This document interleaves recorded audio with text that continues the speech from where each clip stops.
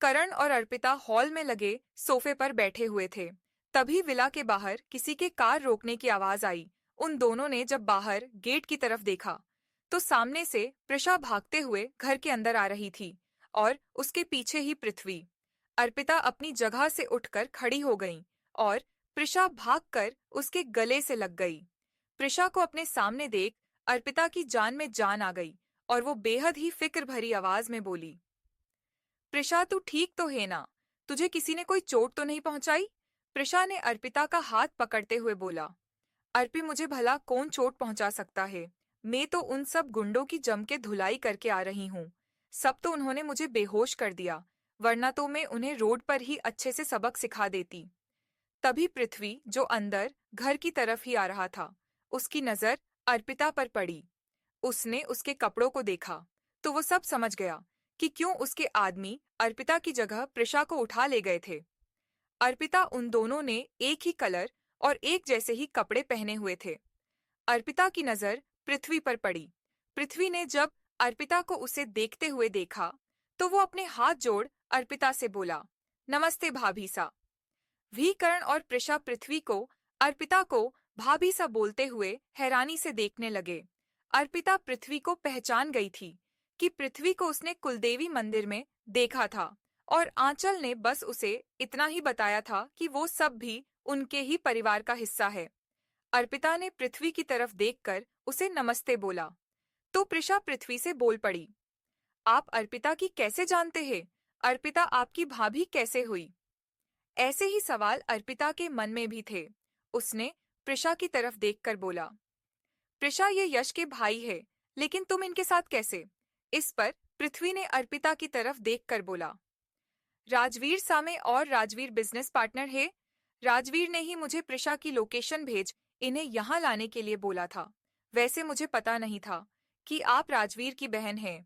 अर्पिता ने सारी बात को समझते हुए पृथ्वी से बोला, थैंक यू जो अपने प्रिशा को बचा लिया और आप इसे यहाँ ले आए। भी पृथ्वी अपने मन ही मन बोला, अगर क्यों गया भाड़ में। अगर मेरे आदमियों से गलती नहीं हुई होती तो इस वक्त आप मेरी कैद में होती और वो यश मेरी मुट्ठी में। पृथ्वी को अपने ही ख्यालों में घुम देखते हुए प्रिशा ने उसके आंखों के सामने अपना हाथ फेरते हुए बोला, हेलो मिस्टर पृथ्वी, कहाँ खो गए आप? इस पर पृथ्वी अपने सेंस में आते हुए बोला, ओह ओह कुछ नहीं, अच्छा मैं चलता हूँ। अर्पिता उसे रोकती कि उससे पहले ही पृथ्वी वहां से निकल गया था। वही करण काफी देर से पृथ्वी की हर हरकत को नोट कर रहा था और वो समझ गया था कि इस आदमी की जुबान इसकी हरकतों से मेल नहीं खा रही है। तभी करण को उसके चाचा का कॉल आया, जो उसे किसी मीटिंग के लिए जयपुर बुला रहे थे, जो शाम में होनी थी। वहां ने एक नजर अर्पिता की तरफ देखा और उसे अपना और प्रिशा का ध्यान रखने का बोल वहां से निकल गया। अब उस विला में सिर्फ अर्पिता और प्रिशा ही थी। अर्पिता ने प्रिशा को रेस्ट करने के लिए बोला और किचन की तरफ रात के डिनर के लिए कुछ बनाने चली गई। प्रिशा अर्पिता की हालत अच्छे से समझ पा रही थी, इसलिए उसने अभी उससे कोई भी बात करना जरूरी नहीं समझा और उसके कहने पर वो रूम में रेस्ट करने चली गई। अर्पिता ने काका से बोलकर रात में खाने के लिए राजमा चावल, रोटी, पनीर की सब्जी और रायता बनवा लिया था। थी वो भी वही विला में अपने रूम की तरफ रेस्ट करने जा रही थी। अक्सर वो जब राजवीर से मिलने आती थी तो उसी रूम में रुकती थी। दरअसल विला का ये रूम हमेशा से अर्पिता के लिए ही खाली रहता था। अर्पिता अपने हाथ में चाय का कप पकड़े अपने रूम की तरफ ही जा रही थी, लेकिन जैसे ही वो हॉल में पहुंची तो वो अपनी जगह पर ही खड़ी रह गई, क्योंकि उसके सामने सोफे पर एक शख्स बैठे हुए उसकी तरफ ही देख रहा था।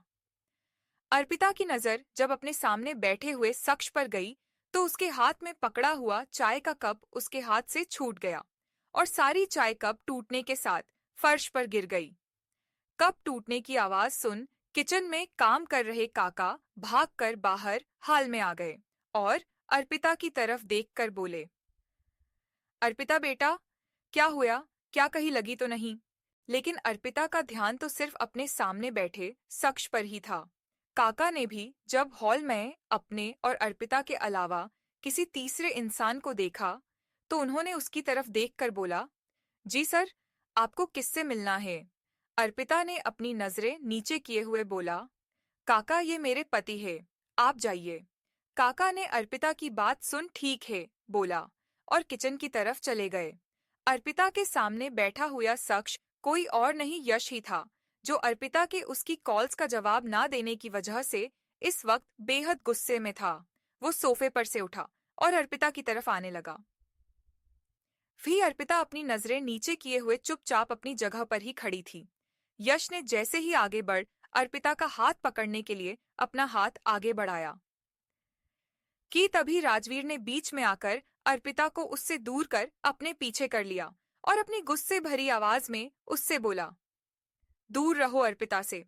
अपने एक गुस्से भरी निगाह राजवीर पर डाली और उसके पीछे छुपी अर्पिता को देख अपने दांत चबाते हुए वो राजवीर से बोला, अर्पिता मेरी बीवी है। अगर भगवान भी आकर मुझे अर्पिता से दूर होने का बोले तो मैं तब भी अर्पिता से दूर नहीं जाऊंगा साले साहब। इसलिए मेरे और मेरी बीवी के बीच में मत आओ। और एक बार फिर उसने अपना हाथ अर्पिता की तरफ बढ़ा दिया। अपने राजवीर ने एक झटके में यश को उसकी कॉलर से पकड़ लिया और बोला, अपने गंदे हाथों को मेरी बहन से दूर रख। खबरदार जो उसे छूने की भी कोशिश करी तो। इधर यश को भी अब राजवीर पर गुस्सा आ गया था। उसने एक झटके में अपनी कॉलर पर से राजवीर के हाथों को झटक दिया और जैसे ही उसने अपना हाथ राजवीर को मारने के लिए उठाया कि अर्पिता राजवीर के आगे आकर खड़ी हो गई और रोते हुए यश की तरफ देखने लगी। अर्पिता को अपने सामने खड़े देख यश ने अपना हाथ पीछे खींच लिया और अर्पिता राजवीर की तरफ देखकर बोली, भाई मुझे इनसे अकेले में बात करनी है। अर्पिता का रोता हुआ चेहरा देख राजवीर उससे आगे से कुछ भी नहीं बोल पाया और अर्पिता अपने रूम की तरफ चली गई। यश भी अर्पिता के पीछे उसके रूम के अंदर चला गया। रूम में आकर यश ने डोर को लॉक कर दिया और आगे बढ़ अर्पिता को अपनी तरफ खींचकर उसके माथे से अपना माथा लगाकर लंबी लंबी सांसें लेने लगा। अर्पिता ने भी यश को उसकी शर्ट के कॉलर से कसकर पकड़ लिया। यश ने अगले ही पल अर्पिता के होठों पर अपने होंठ रख दिए और उसे किस करना शुरू कर दिया।